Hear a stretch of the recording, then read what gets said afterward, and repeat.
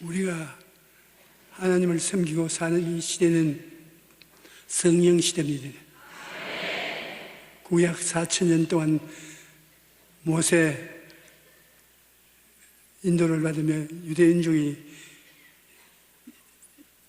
국가가 형성되었는데, 그 다음 예수님이 오셔서 하나님 아들 시대로 우리를 구원으로 이끌었는데, 예수님이 부활승신하시고 이제 보혜사 성령이 오셔서 주님 재림 시기까지 우리를 이끄는 시대인 것입니다.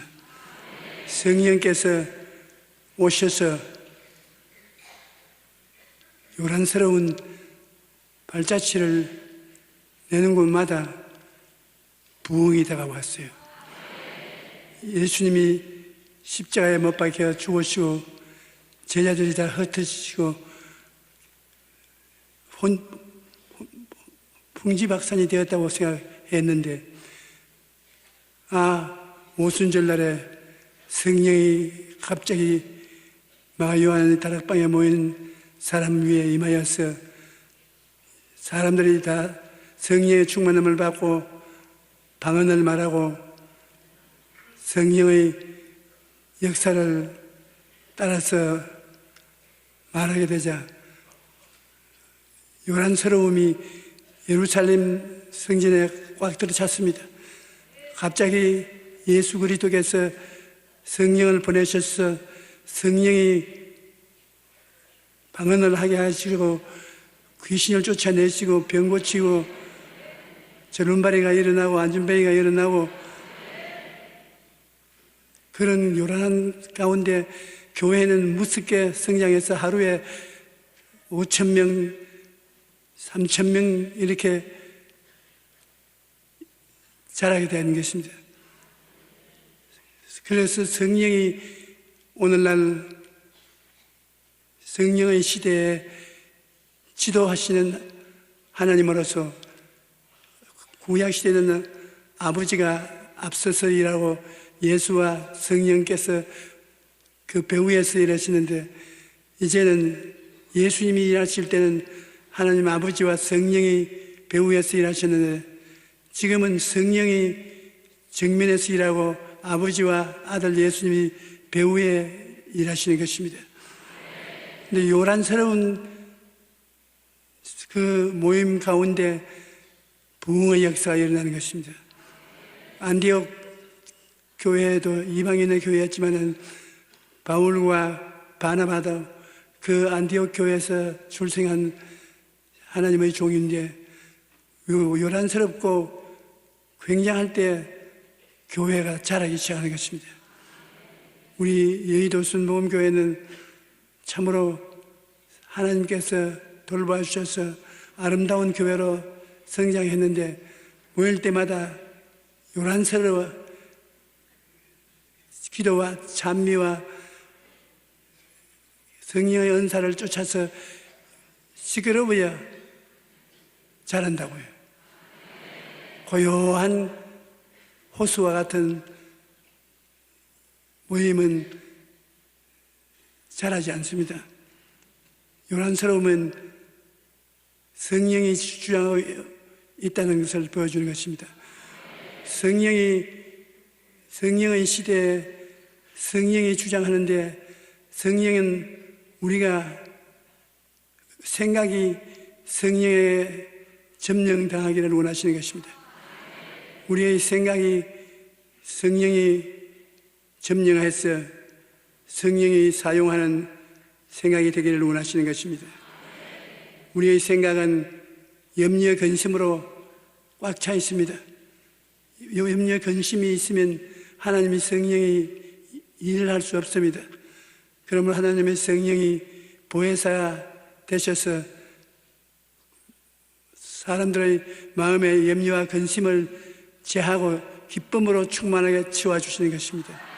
항상 기뻐하라, 쉬지 말고 기도하라, 범사에 감사하라.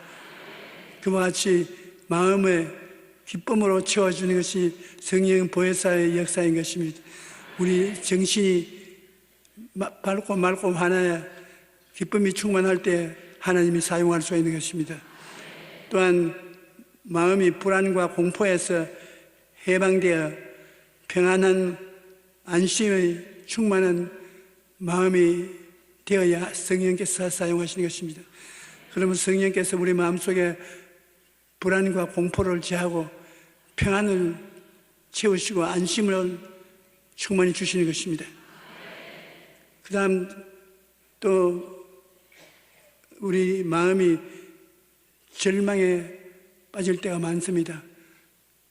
희망을 잃고 방황을 할 때 성령께서 보혜사로 오셔서 우리 마음속에 희망을 채워주시는 것입니다.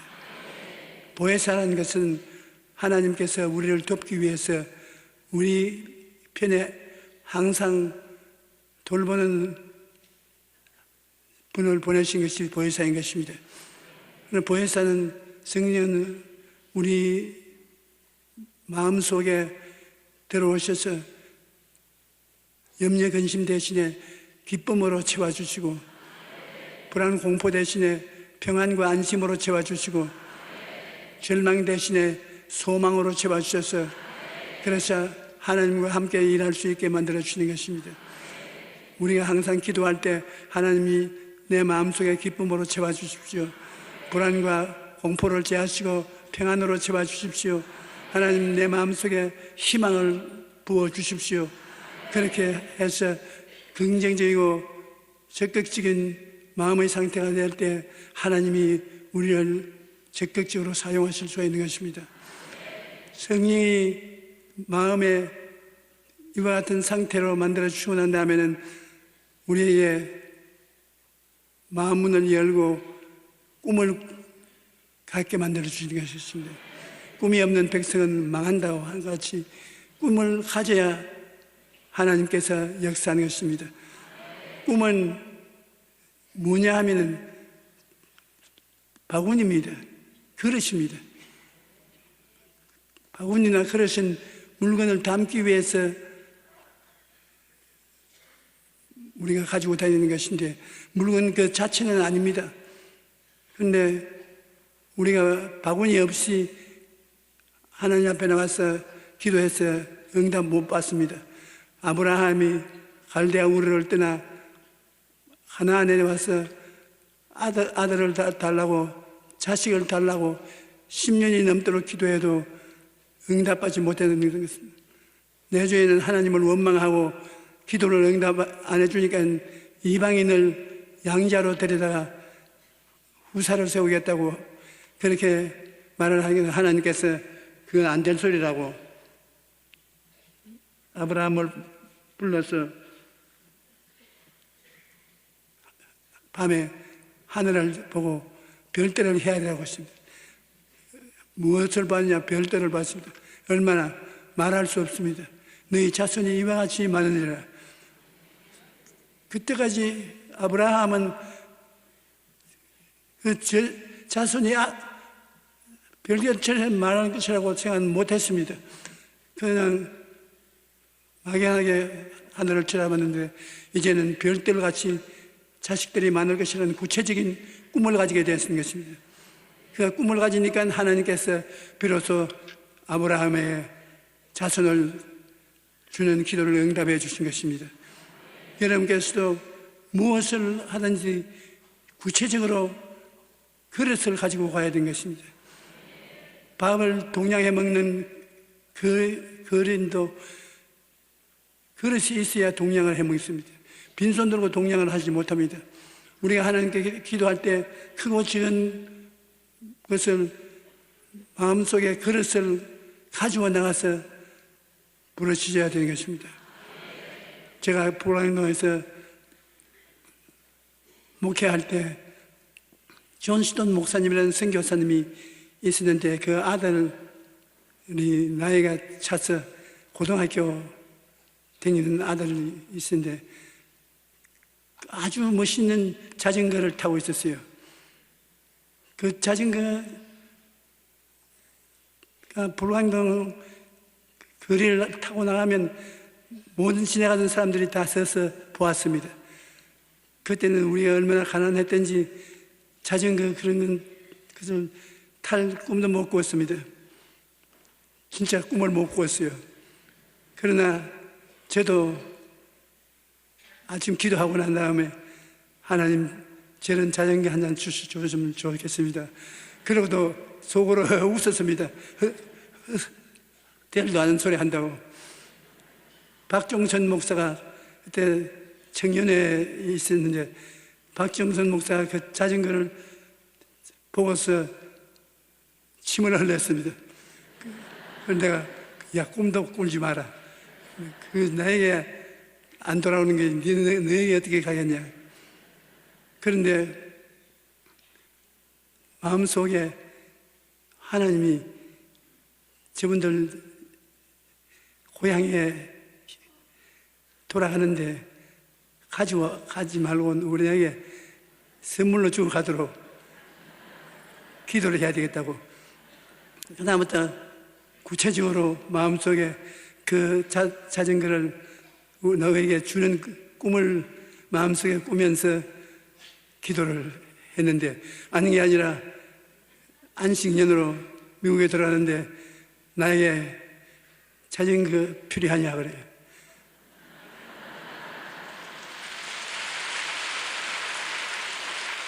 자전거가 필요하지만은 돈이 없어서 나는 살 수가 없다니까.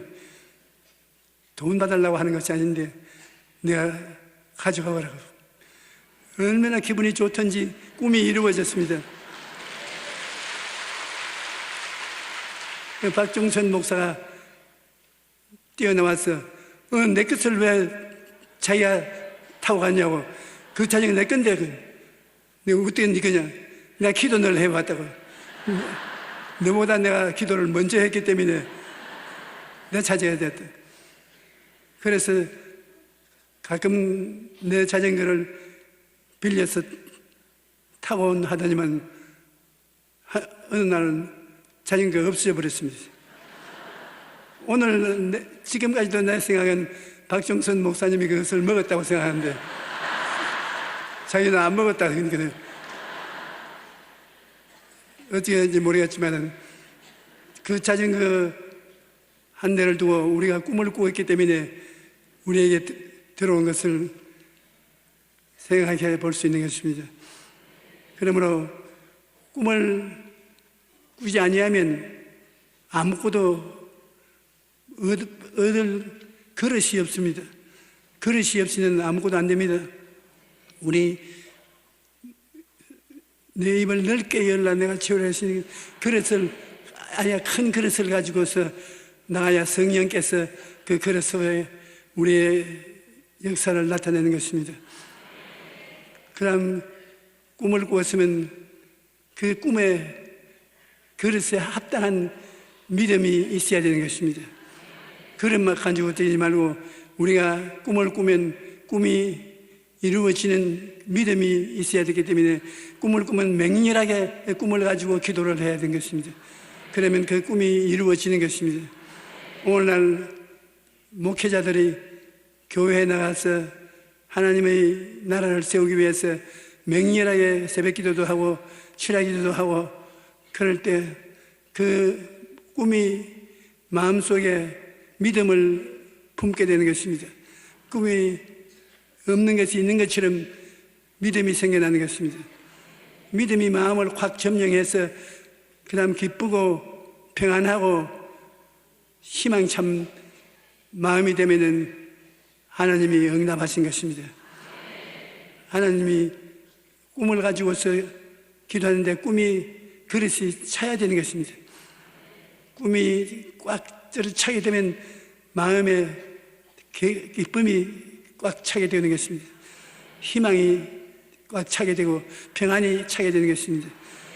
응답이 된 것을 느낄 수가 있는 것입니다. 그래서 마음에 믿음이 생기면 그 다음에는 입으로 시인해야 되는 것입니다. 마음의 믿음에 의해 이르고 입으로 시인하여 구원에 이른다고. 입으로 시인하는 그 행사를 따라서 성령이 역사하는 것입니다. 성령께서는 우리가 믿음으로 이루어진 것을 입술로 고백해서 창조적인 역사가 일어나게 해야 되는 것입니다. 햇빛을 비추게 명령을 하신 것처럼 바다에 각종 생물이 생겨나도록 말을 하실 때 말씀 후에 기적이 일어난 것처럼 우리도 말을 해야 되는 것입니다. 꿈에 그릇에 믿음이 생겨서 우리가 믿음을 늘 말합니다. 병이 든 사람은 제가 채찍에 맞음으로 너희가 나음을 얻었나니라. 성경 말씀을 입으로 시인하면 그 말씀을 하나님이 쫓아서 기적을 행하시는 것입니다. 오늘날은 성령의 시대에 우리가 살고 있기 때문에 성령께서 여러분과 같이 일하기 위해서 긍정적인 생각과 극적인 꿈과 그 다음에 믿음과 이것을 입술로 시인하게 되면 창조적인 하나님의 능력이 나타나기 시작하는 것입니다. 우리는 하나님 성령님이 보혜사가 되셔서 우리를 붙잡고 이 험한 세상을 살아가고 있는 것입니다. 하나님이 성령께서 여러분에게 밝고 맑고 환한 긍정적이고 지극적인 생각을 주셔서 기뻐하게 하시고 평안하게 하시고 만족하게 하시고 희망을 갖게 해주시고 꿈을 주셔서 하나님께서 여러분에게 내일은 오늘보다 다음 달은 금년보다 달라진 삶을 살 수 있는 원초적인 모습을 보여주시고 그 다음에는 그 꿈이 이루어지기 위해서 기도할 때 믿음이 생깁니다. 믿으면 하겠네. 믿음이 생겨서 없는 것을 있는 것 같이 믿으면 하나님이 이제 그것을 이루어지게 하시는데 그것이 내 믿음의 대로 될지어다. 그 믿음을 입술로서 내가 시인을 하는 것입니다. 그러면 하나님 성령께서 그 믿음을 따라서 기적을 베풀어 주시는 것입니다. 오늘날 우리는 성령의 시대에 살고 있는 것입니다. 그 때문에 성령 보혜사께서 진행하는 과정을 우리도 뒤따라서 성령과 함께 역사해야 되는 것입니다.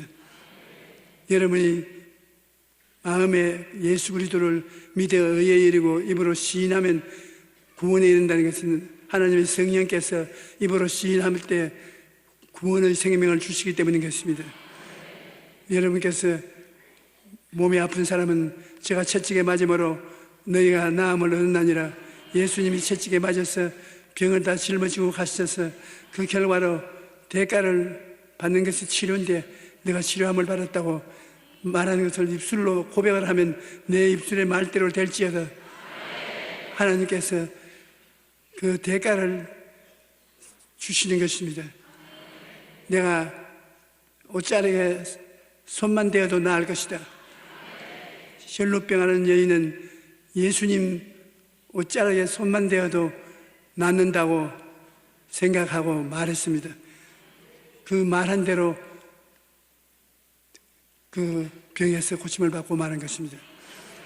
오늘 우리 주님은 십자가에 못 박혀 몸짓고 피 흘려서 여러분 영혼이 잘됨 같이 범사에 잘되며 강건하고 생명을 얻되 넘치게 얻도록 되기를 원하고 계신 것입니다. 그것을 성령이 이루시는 것인데 성령은 우리를 통해서 일하지 우리를 떠나서 일하지 아니하시는 것입니다. 우리를 통해서 일하기 위해서는 성령께서 평안한 마음을 가진 사람을 사용하시기 때문에 기쁘고 평안하고 희망찬 마음을 달라고 늘 기도하고 그 다음에 성령은 꿈에 있는 사람을 사용하기 때문에 우리는 하나님 앞에서 기도하고 꿈을 갖고 그 다음에 꿈 바구니에 믿음의 알맹이가 왁들을 찾는 믿음이 찰수록 마음이 기뻐지고 평안해지고 희망 차지고 나중에 마음에 뿌듯하게 없는 것이 있는 것 같이 느껴질 때 그 믿음을 입술로 시인하면 내 믿음대로 될지어다. 그런 하나님의 기적이 일어나는 것입니다. 할렐루야. 오늘 여러분 이 자리에 새벽에 나오셨을 때 다 꿈을 가지고 있습니다. 그 꿈이 꿈의 그릇이 묻히게 하도록 이루어지게 기도를 하십시오. 그리고 여러분의 믿음대로 될지어다. 기도하겠습니다. 하나님 아버지,